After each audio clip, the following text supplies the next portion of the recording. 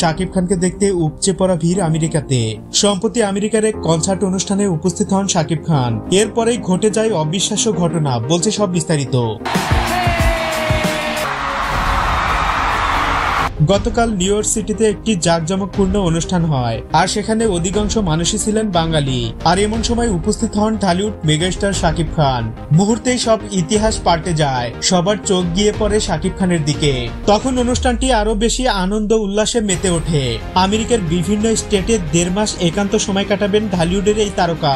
সেই সাথে তিনি নতুন নতুন সিনেমার পরিকল্পনা করবেন সেখানে। বলা বাহুল্য, এর ভিতরে একটি হলিউড সিনেমাও আছে, সেটা নিয়েও বিগ প্ল্যানিং চলছে। সকল প্রস্তুতি সম্পূর্ণ করেই দেশে ফিরবেন শাকিব খান, এমনটাই জানিয়েছেন তিনি। বরবাদ, তুফান এবং তাণ্ডবের থেকেও বড় বাজেটের সিনেমা নিয়ে ফিরছেন আগামী ঈদ উল ফিতরে।